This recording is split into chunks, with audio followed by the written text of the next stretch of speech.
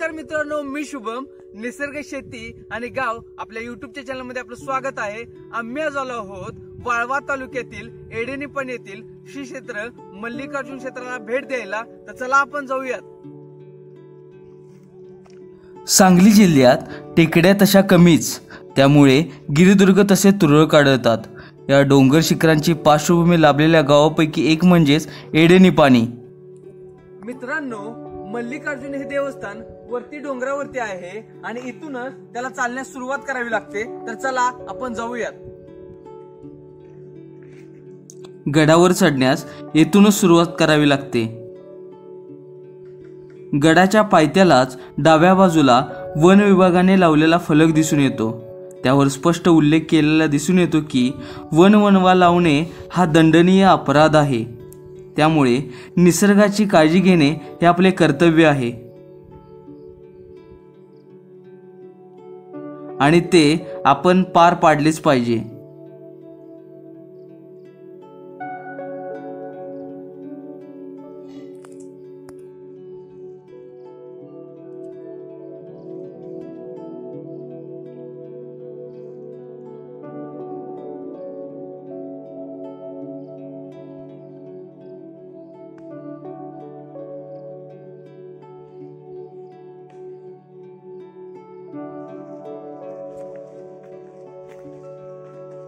टेकडीवर मल्लिकार्जुन मंदिर नावाचं सांगली जिल्ह्यातील एक महत्त्वाचं शिवालय आहे.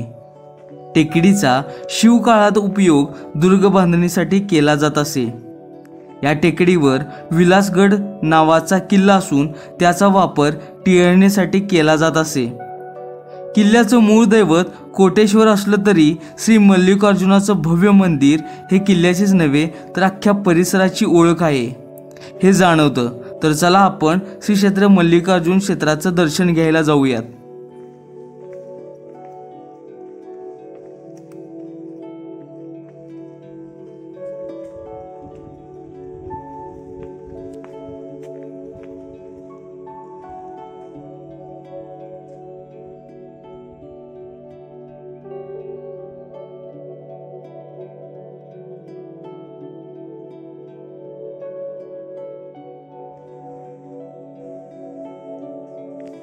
आध्यात्मिक उन्नतीची इच्छा जागृत होण्यासाठी कासव मंदिरात कायमस्वरूपी असतो. कासव जसे नम्रतेने नतमस्तक होते, त्याप्रमाणे भक्ताने पण नम्रतेने नतमस्तक व्हावे. तसेच आपण या कासवासमोर नतमस्तक होऊन पुढे जाणार आहोत.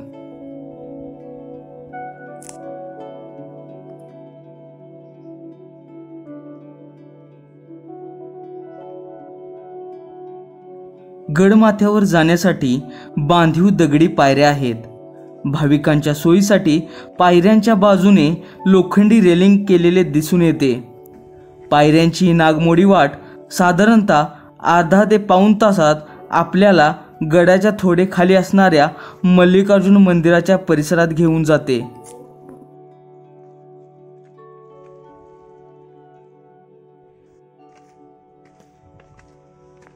गडावर चालत जात असताना दोन्ही बाजूने असणारी वनराई आणि काने ऐकू येणारा वेगवेगळ्या पक्ष्यांचा किलबिलाट हे पाहून मन अगदी प्रसन्न होऊन जातं.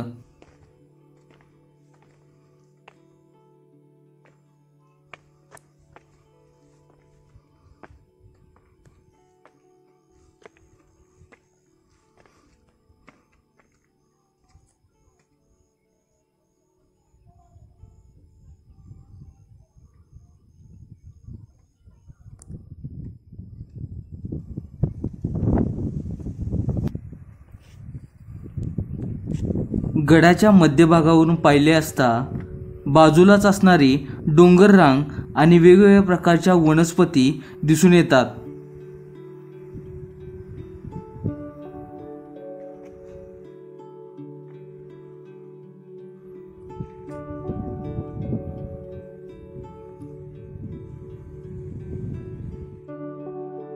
मित्रांनो, डोंगराच्या मध्यभागी आले असता इथूनच पाताळगंगा आणि श्री अगस्त्य मुनी यांच्या वास्तव्याकडे जाणारा मार्ग लागतो. तर चला आपण इकडे जाऊया.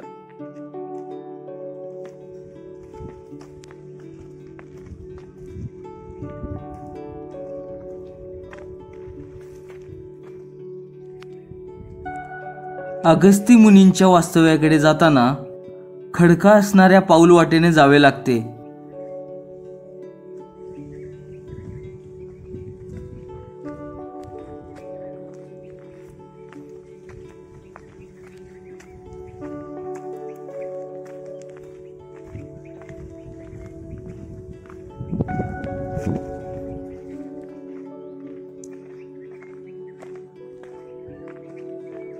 आता आपण आलो आहोत अगस्त्य मुनींच्या वास्तव्याच्या ठिकाणी.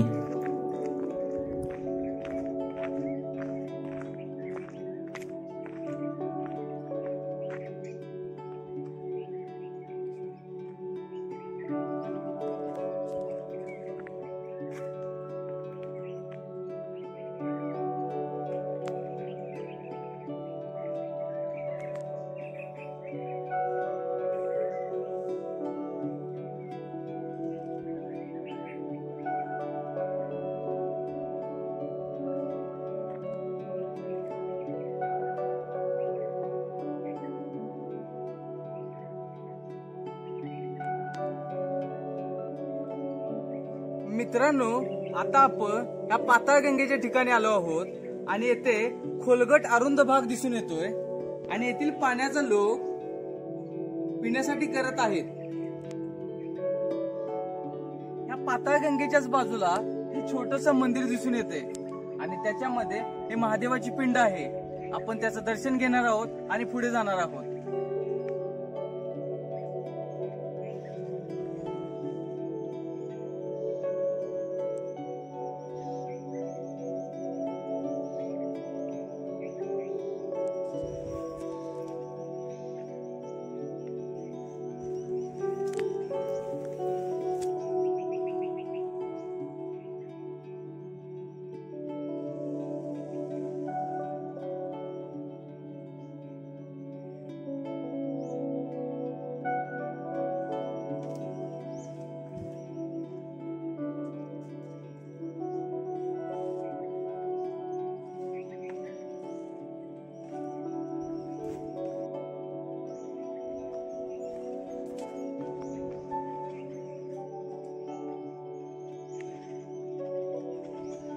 मंदिरातील शिवलिंगाचे दर्शन घेऊन आता आपण वरती असणाऱ्या श्री मल्लिकार्जुन देवाच्या दर्शनासाठी जाणार आहोत.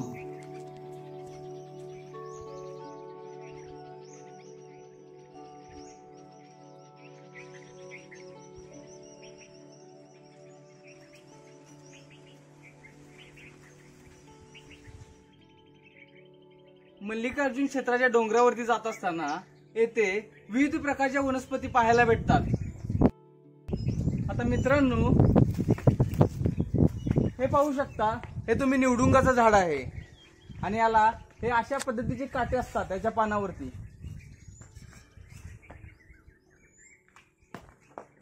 निवडुंगे ही औषधी वनस्पती असून त्याचा पूर्वीच्या काळी प्लेग या रोगावरती उपयोग केला जात असे.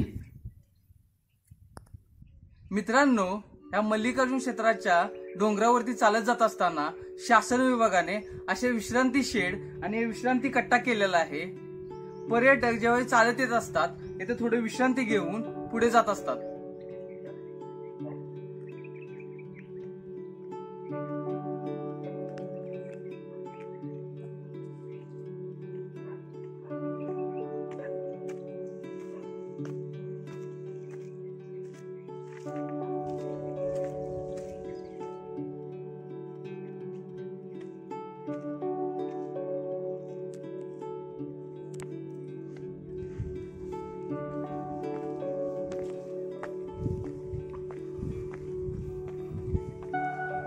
हे असे गडावर जात असताना वेगवेगळ्या प्राण्यांचे चित्र लावलेले दिसून येतात.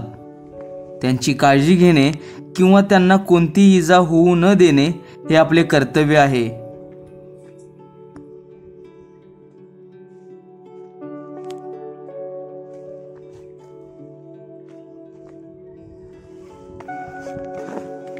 गडावरती जात असताना छोटेसे स्वयंभू महादेवाचे मंदिर लागते.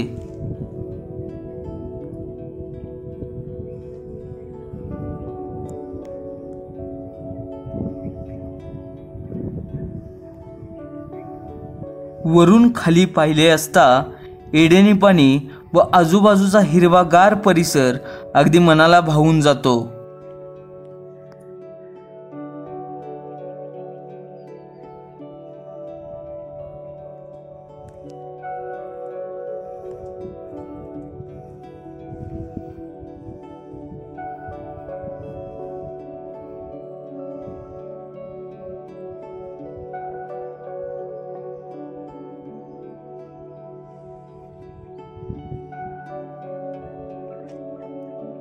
वरती जात असताना विविध प्रकारचे प्राणी आणि पक्षी दिसून येतात. आम्हाला तेथीलच हा पाळीव श्वान वरती जात असताना दिसून आला. मित्रांनो, माझ्या पाठीमागे एडेनी पणीचा परिसर दिसतोय आणि आज आभाळ आल्यामुळे आणि दाट धुकं असल्यामुळे या दाट धुक्यामध्ये झाकून गेलेला हा सुंदर परिसर दिसून येतो.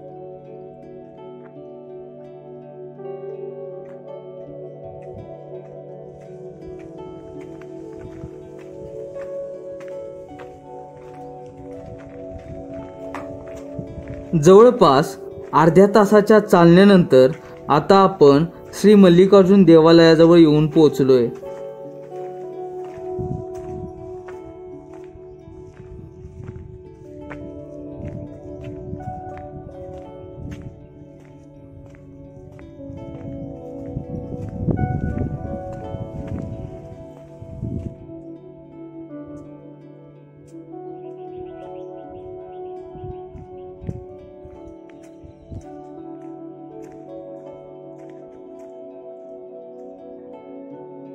आता आपण आलो आहोत मल्लिकार्जुन देवस्थानाच्या मुख्य प्रवेशद्वारापाशी. तर चला आपण आज जाऊन दर्शन घेऊयात.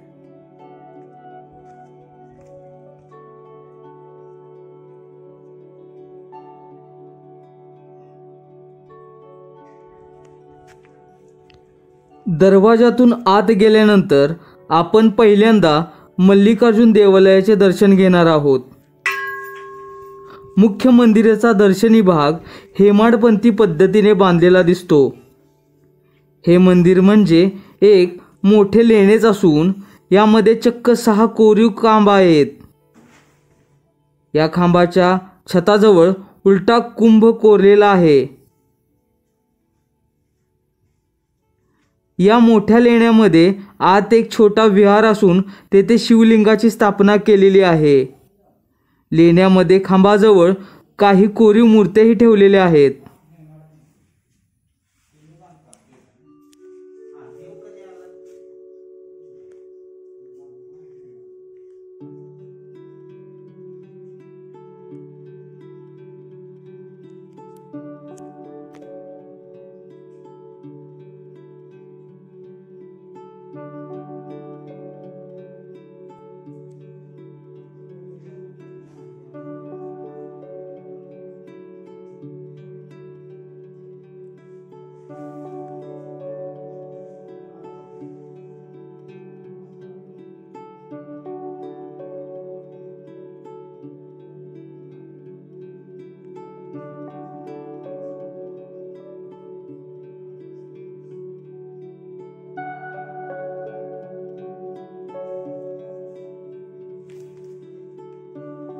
मल्लिकार्जुन शिवस्थानाबद्दल एक काशीखंडातील 6व्या अध्यायातील कथा सांगितली जाते आणि ती खुद्द मंदिरात ही माहिती म्हणून लिहिलेली आहे. अगस्ती मुनी कोल्हापूरहून निघाल्यानंतर मल्लिकार्जुन पर्वती गेले. त्या क्षेत्राची महती त्यांच्या स्वबळाने लक्षात आली. स्नानसंध्या करून त्यांनी शिवलिंगाची यथासांग पूजा केली. नंतर पत्नी लोपामुद्राला ते म्हणाले, या क्षेत्री शिखर पाहिले असता जन्म मरणाचे फेरे संपतात व आई वडिलांचा उद्धार होऊन पहिलाच पद प्राप्त होते. अनेक कोटी जन्म पुण्य केले तरी हे फळ मिळत नाही.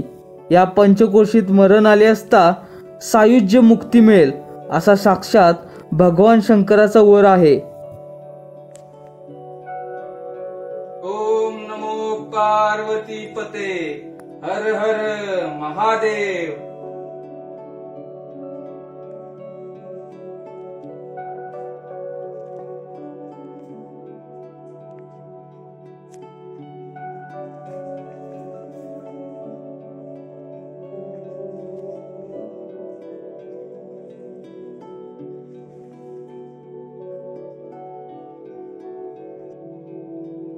दिवा ठेवण्यासाठी अशा दगडात ठेवलेल्या दिवड्या दिसून येतात.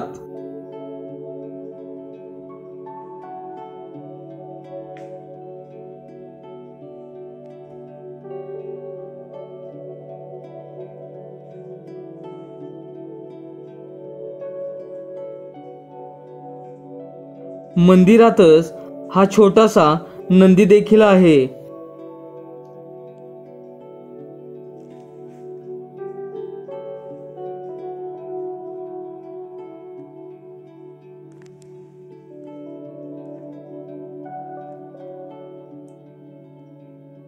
हे कार्तिक स्वामींचं मंदिर असून हे कार्तिक एकादशीलाच उघडलं जातं.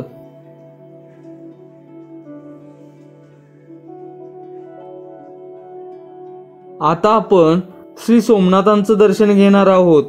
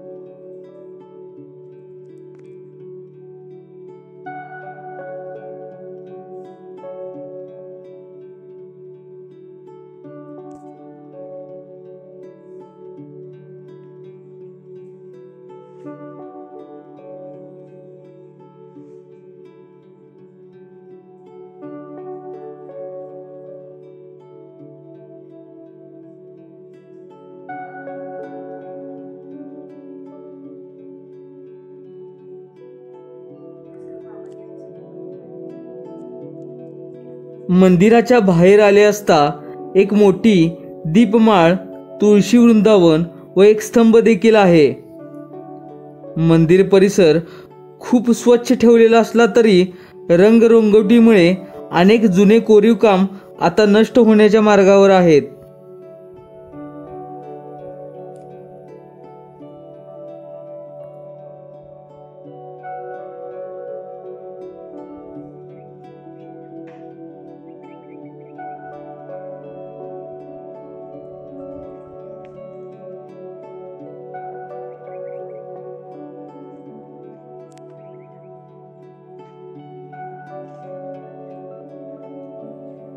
मंदिराच्या प्रांगणामध्ये मुख्य लेण्याशेजारी छोटी अर्धवट खोदलेली लेणी आहेत.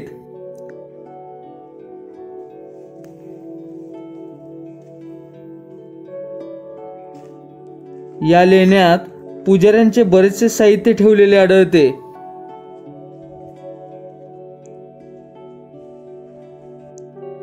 तेथेच असणाऱ्या श्री छत्रपती शिवाजी महाराजांचा आशीर्वाद घेऊन आपण पुढे जाणार आहोत.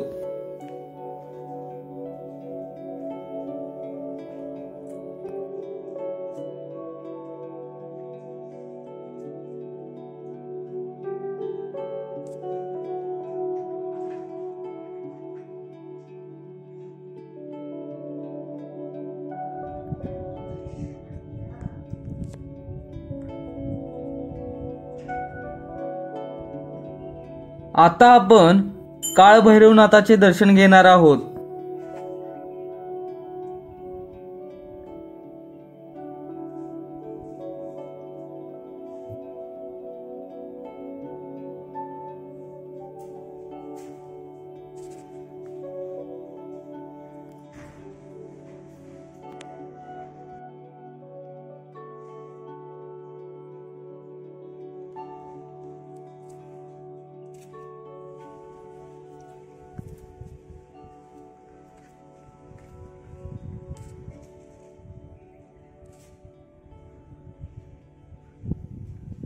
मंदिराच्या प्रांगणातून सभोवतालचा परिसर अगदीच नयनरम्य दिसून येतो.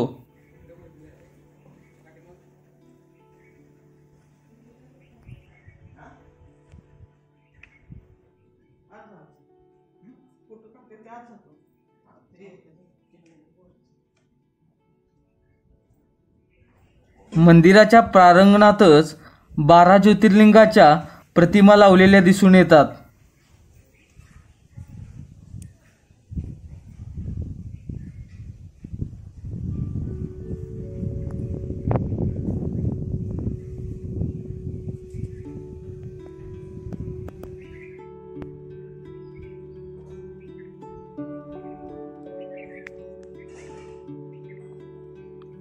प्राचीन कालीन असणाऱ्या श्री मल्लिकार्जुन देवालयास पर्यटकांनी एकदा अवश्य भेट द्यावी.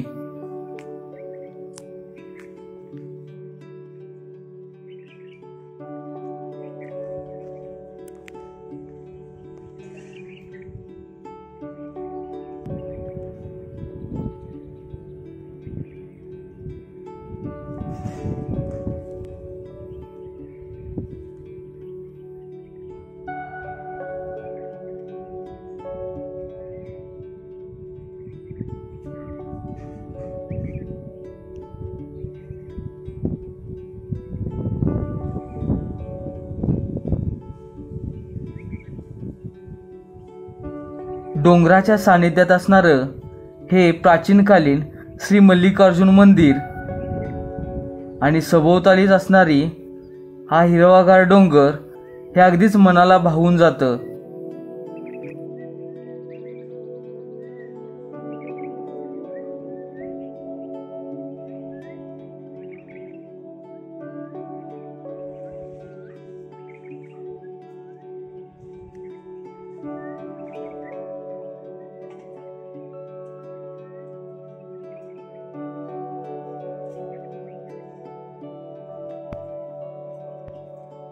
मित्रांनो, मल्लिकार्जुन देवस्थानाच्या दर्शनानंतर आपण हे घरून आणलेल्या थोडेसे जेवणाचा आस्वाद घेणार आहे आणि वरतीच असणाऱ्या विठ्ठल रुक्मिणीच्या दर्शनाला आपण जाणार आहोत. तर मंडळी, या जेवायला.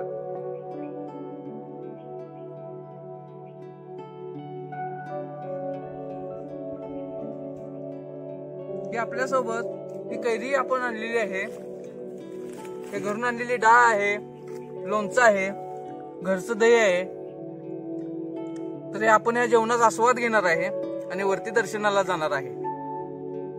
मल्लिकार्जुन देवस्थानाच्याच बाजूला या उंच डोंगरावरती हे पाण्याचं कुंड आहे.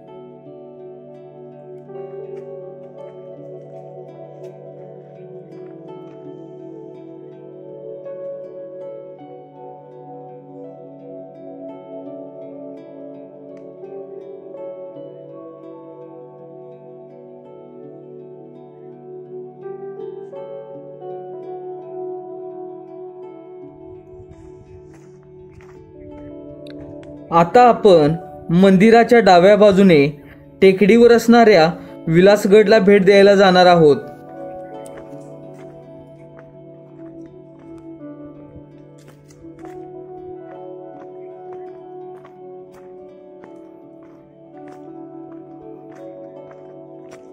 दहा मिनिटाची असणारी ही पाऊलवाट आपणाला विलासगडावर घेऊन जाते.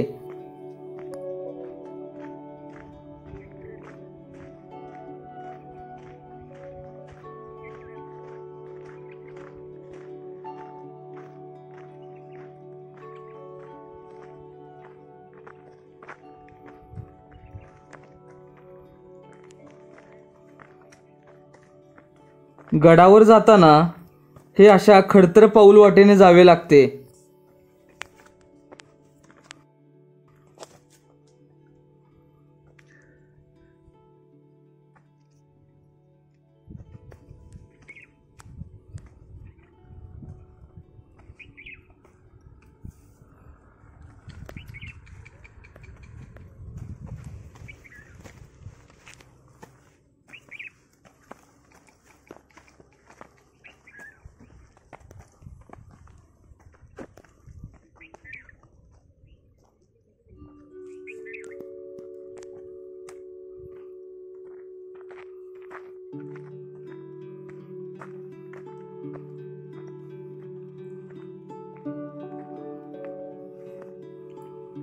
सुरुवातीलाच किल्ल्याचे भग्न अवस्थेत असलेले प्रवेशद्वार दिसून येते.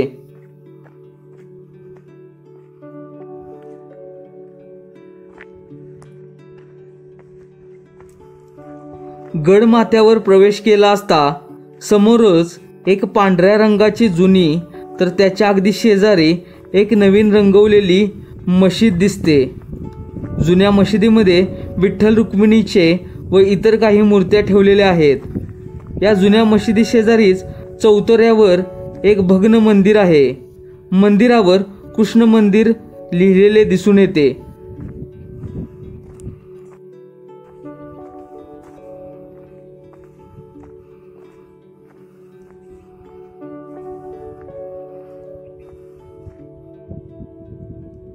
मित्रांनो, मल्लिकार्जुन देवस्थानाच्या वरती आल्यानंतर हे विठ्ठल रुक्मिणी मंदिर आहे आणि त्याच्या बाजूलाच पीर बावरदीन बाबा दर्गा आहे. तर पहिल्यांदा आपण विठ्ठल रुक्मिणी देवस्थानाचं दर्शन घेऊया.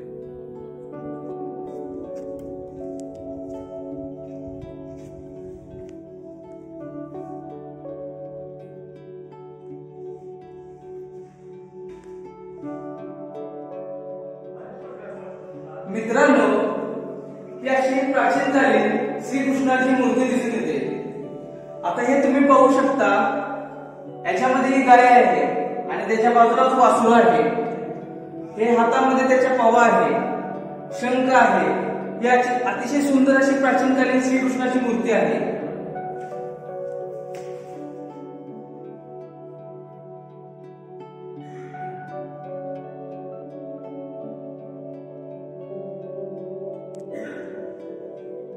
हे आता भगवान श्री विठ्ठल आणि हे रुक्मिणीचं मंदिर आहे.